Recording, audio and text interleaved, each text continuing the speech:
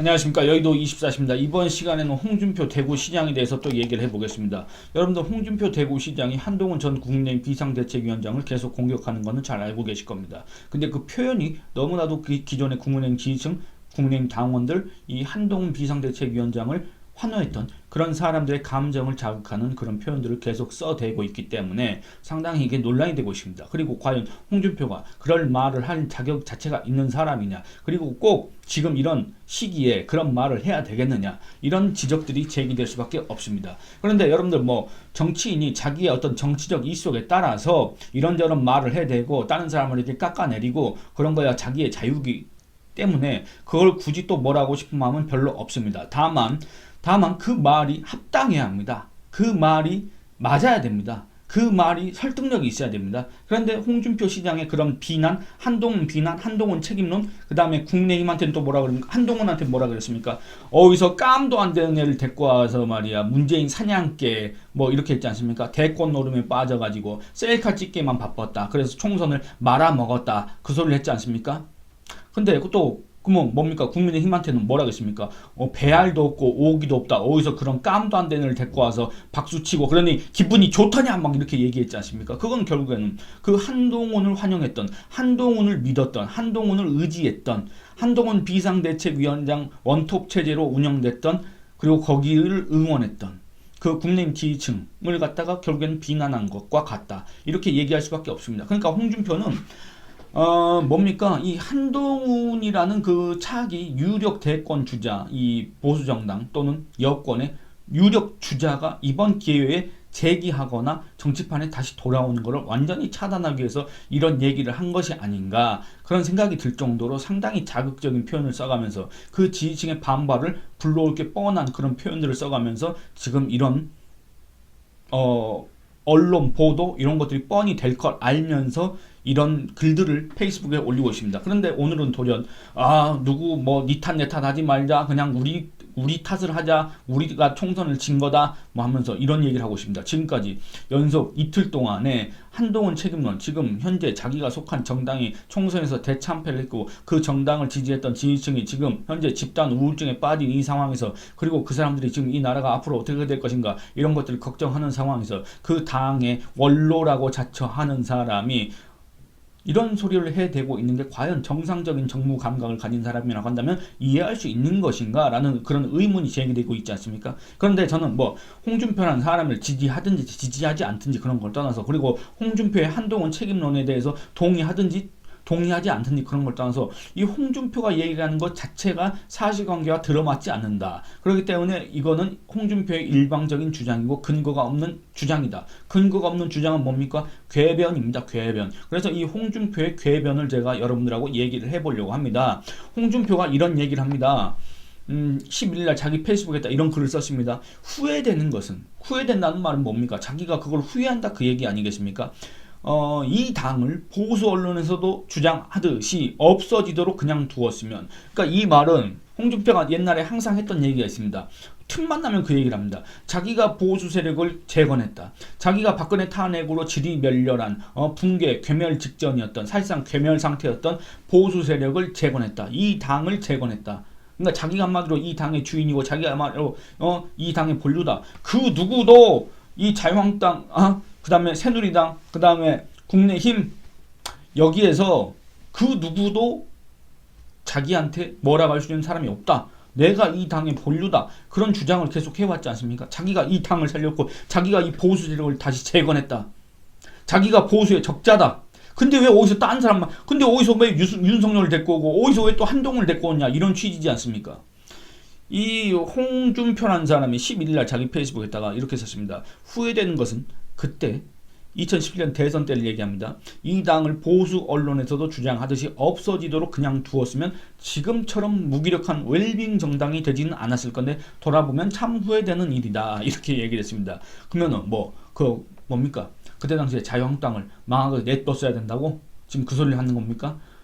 여러분들 이게 자기가 1996년도에 이제 김영삼 뭘로 연줄을 잡아서 들어왔는지 뭐 영입을 당한 건지 모르겠지만 어쨌든 그때 들어와서 자기가 이 정도의 정치 경륜을 갖고 있고 나는 원로에 속하고 나만큼 이 당에 대해서 목소리를 크게 낼 수 있는 사람은 없다고 자처하는 사람이 지금 와서 이런 얘기를 할 수가 있겠습니까? 여러분들, 이 사람은 정치인입니다. 정치인이라는 사람은 뭡니까? 결국엔 유권자들의 표를 받는 사람입니다. 그 유권자 중엔 이 사람한테 표를 주는 사람이 누가 있습니까? 바로 지지자들입니다. 이 사람 지지자가 누가 있겠습니까? 바로 보수 정당을 지지하는 우파 또는 보수 지지층이 이 사람한테 표를 줬을 거 아니겠습니까? 이 우파 또는 보수 지지층을 그야말로 배신하는 그런 발언이라고, 그런 비판을 자초하는 그런 주장이지 않습니까? 그런데 이 홍준표의 이런 주장이 사실관계가 다르다 이렇습니다. 홍준표가 이전에도 계속 이런 주장했습니다. 내가 이 당을 재건했다. 내가 이 당을 다시 만들었다. 박근혜 탄핵 때 그 망했던 당 내가 만들었지 않느냐. 이런 거를 계속 강조를 합니다만 그게 아니다 그겁니다. 여러분들 한번 살펴보겠습니다. 2017년 2월 당시 홍준표는 경남지사였습니다. 홍준표는 뭐 당에서 어떤 직책을 맡은 바도 없고 그냥 경남이라는 이 중앙의 입장에서 봤을 땐 변방에서 지방자치단체장을 하고 있었을 뿐입니다. 그것도 뭡니까? 그 전까지 누가 홍준표라는 사람을 대선 주자로 인식한 적도 없습니다. 이거는 마치 2017년 5월달 문재인 정부가 들어서기 직전까지 이낙연이라는 전남지사를 그 누구도 대선 주자라고 생각한 적이 없는 것과 같습니다. 그런데 2017년 2월 달에 보겠습니다. 이때 당시에 정당 지지율을 보겠습니다. 여러분들, 이때는 박근혜 전 대통령 탄핵 소추안이 이미 국회에서 통과됐고 박근혜 전 대통령 헌재 심판을 한 달 정도 앞뒀을 때입니다. 이때는 당연히 박근혜 전 대통령의 거취가 결정되지 않았기 때문에 무슨 대선 후보 이런 것들이 선출된 바도 없습니다. 한마디로 자유한국당 같은 경우에는 당의 구심점이 없었다. 임명진 체제의 비상대책위원회로 가동이 되고 있었는데 여러분들, 임명진이라는 사람에 대해서 잘 모르시지 않습니까? 그렇기 때문에 임명진 목사가 그런 구심점이 될 만한 사람이 아니었기 때문에 사실상 무주공산이었고 지리멸렬이었다. 괴멸 상태였다. 이렇습니다. 그때 당시에 이 자유한국당의 지지율, 그때 당시엔 새누리당이었습니다만 이 새누리당의 지지율은 얼마였느냐 살펴보겠습니다. 리얼미터 정례 조사 결과를 제가 바탕으로 해서 여러분들하고 얘기를 해보려고 합니다. 2017년 2월 9일 발표된 리얼미터 여론조사 결과에 따르면 더불어민주당 지지율은 45.4%였습니다. 새누리당은 13.8%였습니다. 이 수치들을 좀 잘 기억해 주시기 바랍니다. 그리고 그 다음 주 역시 리얼미터 여론조사 결과입니다. 정당 지지율 민주당 43.8%입니다. 그리고 새누리당 14.5%입니다. 그리고 2017년 3월 16일입니다. 여러분들, 박근혜 전 대통령이 헌재에서 이 탄핵 소추안이 인용돼서 대통령직을 잃은 그 날이 바로 2017년 3월 10일이고 제가 지금 이 말씀드린 2017년 3월 16일에는 이미 다음 대선을 위해서 이제 각 대선 입후보 희망자들이 움직이고 있던 그런 때입니다. 그때 당시에는 이제 이 자유한국당으로 이름을 바꿨는데 자유한국당에 이 대선에 나가고자 하는 사람들이 너무나도 많았습니다. 당 지지율은 처참한데 대선 후보는 풍년이다. 물론 자칭 대선 후보들이 풍년이다. 이런 상황이었습니다. 그때 당시에 자유한국당 지지율은 얼마였느냐? 그때 당시에 자유한국당 지지율은, 더불어민주당 지지율은 50.2%, 2등이 어디였냐면 자유한국당이 아닙니다. 국민의당입니다. 14.4%입니다. 그 다음에 자유한국당이 14.1%입니다. 여러분들, 그러니까 아직까지는 이 홍준표라는 사람이 그냥 대권 주자 중에 한 명일 뿐이었고 대선 후보로 선출되지도 않았습니다. 그렇기 때문에 자유한국당의 구심점이 될 수도 없었고 보수의 구심점이 될 수도 없었고 보수를 재건하느니 자유한국당을 재건하느니 그런 역할을 맡은 바도 없습니다. 그렇기 때문에 이때 당시까지만 해도 이 자유한국당 지지율이 못해도 14% 정도 나왔고 잘 나올 때는 아까 얼마였습니까? 한 14%, 15% 안팎 이 정도를 계속 기록하고 있었습니다. 이 수치를 또 잘 기억해 주시기 바랍니다. 2017년 4월 13일 이때는 이미 대선 후보가 선출됐지 않습니까? 근데 웃긴 건 뭐냐면 이때 당시에 자유한국당 지지율이 오히려 더 떨어졌습니다. 아까 14몇 %, 15% 안팎이었던 당 지지율이 얼마나 떨어졌냐? 한 자릿수로 떨어졌습니다. 왜 그렇습니까? 아니, 홍준표라는 사람이 이미 대선 후보로 선출이 됐는데 왜 지지율이 떨어지냐 그 말입니다. 당 지지율이 2017년 4월 13일 발표된 정당 지지율 조사 결과 살펴보겠습니다. 더불어민주당 44.8입니다. 국민의당 26.5입니다. 자유한국당 9%입니다. 이랬습니다. 여러분들, 보수가 살아났습니까? 자유한국당이 살아났습니까? 오히려 더 망하고 있지 않습니까? 여러분들 홍준표라는 사람이 대선 후보로 선출됐지만 홍준표의 그 개인 지지율도 이때 당시에 한 자릿수에 불과했습니다. 제 기억으로는 8.4%, 8.5%그 정도에 불과했습니다. 당 지지율도 지금 한 자릿수입니다. 여러분들 이런 상황이었습니다. 홍준표가 대선 후보로 선출됐는데도 그는 자유한국당의 당내 지지율을 끌어올리지 못했고 보수 세력의 구심점이 되지도 못했습니다. 오히려 다 떨어져 나갔습니다. 그렇지 않습니까? 이때 당시에 문재인의 경쟁자는 누구였습니까? 바로 안철수 국민의당 후보였습니다. 안철수 국민의당 후보, 이 한때 문재인을 위협하는 그런 지지율까지 치솟 고공행진을 했는데 이 대선 후보 토론하면서 무슨 지금 와서는 좀 약간 조롱조로 얘기하는 거지만 무슨 안초딩이라는 이런 조롱을 들었지 않습니까? 그게 뭔 말이냐면 너무나도 이 대선 후보의 면모와는 좀 다른 그런 언행을 TV 토론에서 많이 했다. 그런 것 때문에 그 직후부터 안철수의 지지율은 추락했습니다. 그거 기억하실 겁니다. 그래서 결국에는 대선에서 홍준표는 이 안철수의 추락하는 지지율을 다시 받아가지고 지지율이 급상승했습니다. 그래서 대선에서 24%라는 득표를 기록했습니다. 안철수가 아마 제 기억에 한 20% 정도 득표를 했을 겁니다. 그래서 결국엔 어떻습니까? 문재인이 대통령이 됐습니다만 이번 영상에서 홍준표를 중심으로 얘기를 해보겠습니다. 여러분들 홍준표가 대선 패배 후 2달도 되지 않아서 자유한국당 대표로 선출이 됐습니다. 이거는 지금 현재 이재명 더불어민주당 대표가 대선에서 떨어진 지 3달? 대선에서 떨어진 지 한 4달 만에 2달 만에 보궐선거에 나왔고 그로부터 또 2달 뒤에 더불어민주당 전당대회에 나와서 대표가 돼서 지금까지 대표직을 하고 있는 것과 같습니다. 그때 당시에 홍준표 자유한국당 대표가 됐습니다. 왜냐? 그건 인정을 해야 됩니다. 그때 당시에 이 자유한국당 이 패배에 찌든 이 괴멸 직전 상태인 자유한국당의 구심점이 필요하다. 근데 그 구심점이 누구여야 되느냐? 바로 직전까지 대선 후보 했던 사람이 해야 되지 않겠느냐? 그게 바로 어떤 일종의 정통성과 명분과 권위가 있지 않겠느냐? 이런 의미에서 이 사람이 대표로 선출이 됐습니다. 그렇다면 이 홍준표가 이끄는 자유한국당 이 시절에 과연 자유한국당 지지율은 올라갔을까? 보수 세력은 결집했을까? 홍준표가 주장하는 것처럼 그때 망하도록 놔뒀다면이라고 했지 않습니까? 그러면 홍준표는 이 당이 망하지 않도록 지지율을 올려놨을까? 다시 인기를 얻었을까? 다시 재집권 기반을 마련했을까? 그렇지 않습니다. 전혀 그렇지 않습니다. 살펴보겠습니다.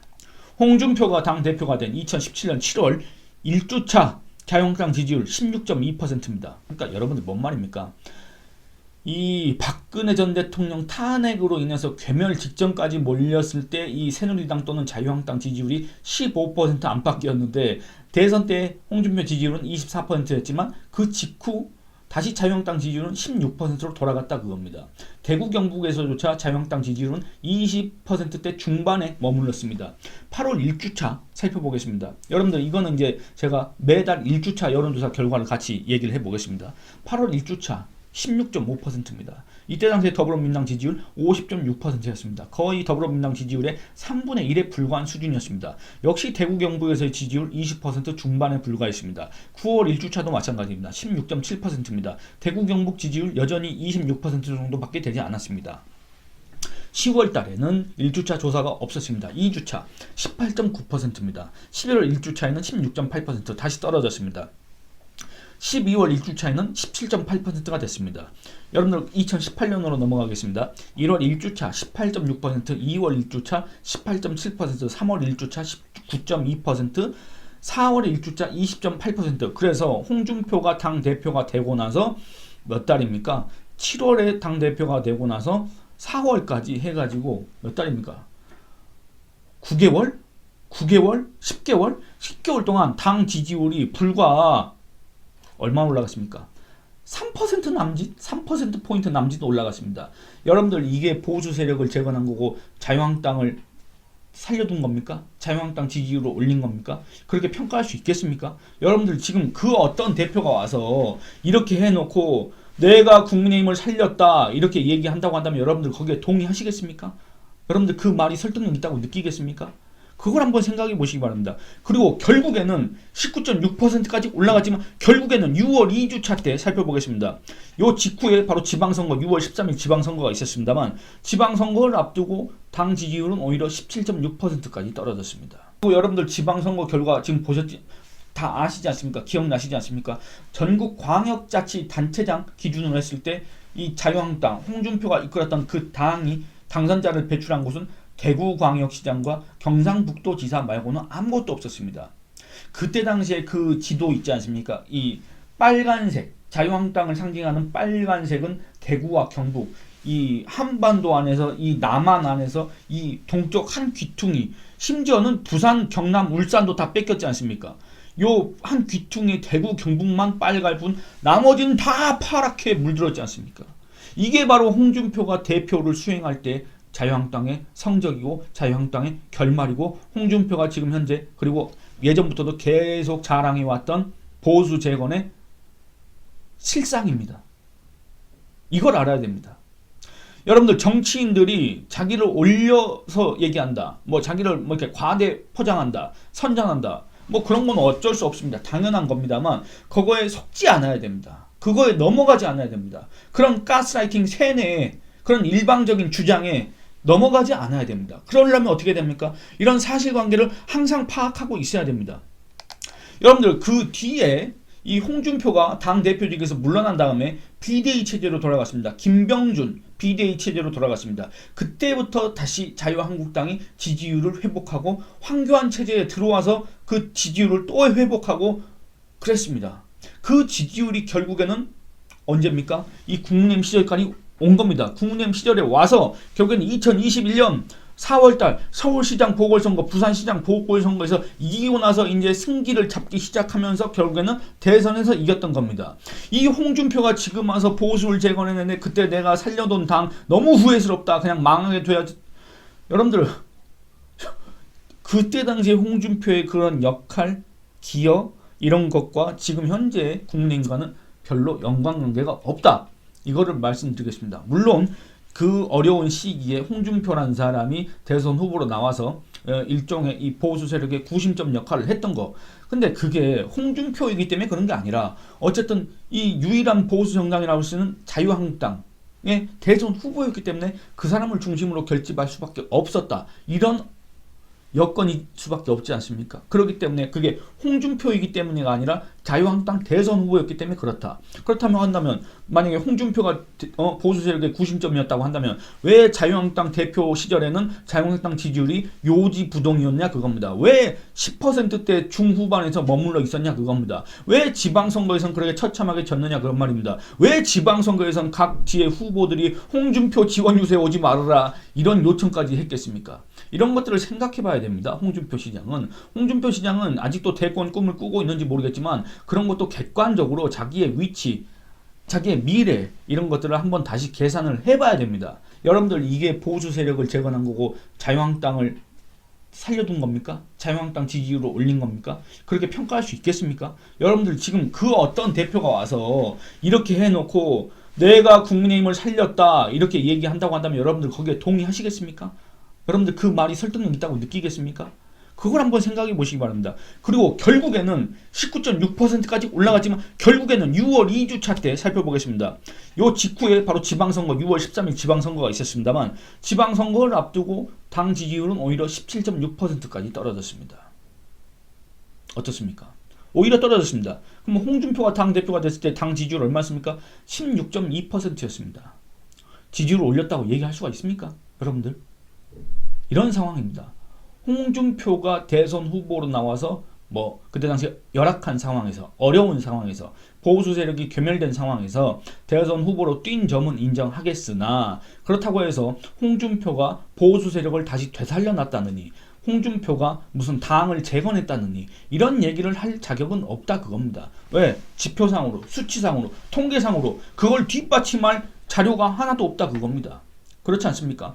단지 그 어려운 시기에 대선 후보로서 고생한 점은 인정하겠지만 홍준표가 그럼으로써 내가 보수의 적자요, 내가 보수 세력을 살렸네, 내가 당을 살렸네, 내가 이 당의 본류네 이렇게 얘기할 근거는 없다 이렇게 얘기할 수 있습니다. 그런데 마치 자기는 그 어려운 시절에 이렇게 당을 살려놨는데 그 이후에 외부에서 들어온 사람들이 이 당 저 당을 다 망쳐놓고 윤석열 외부에서 들어온 윤석열, 문재인의 사냥개 윤석열이 들어왔는데도 자기를 지지 안 해주고 윤석열 대선 후보로 뽑았고, 그 다음에 뻔히 또 자기가 있는데도 또 한동훈을 데리고 와서 윤석열 아바타 한동훈을 데리고 와서 또 저렇게 했으니 당연히 총선을 말아먹은 거 아니겠느냐 이런 취지로 지금 현재 이 국내임 지지층을 향해서 약간 조롱하는 듯한 자기의 과거 악감정을 푸는 듯한 그런 언행을 한다고 해서 대체 바뀌는 게 뭐며 그렇게 한다고 해서 홍준표 개인에게 어떤 정치적인 이득이 있겠습니까? 과연 이런 얘기를 한다고 해서 국내임 지지층이 역시 홍준표가 맞았어.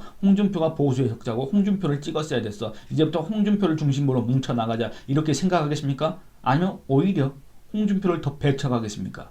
한번 지켜보시기 바랍니다. 여러분들 의견 남겨주시기 바랍니다. 감사합니다.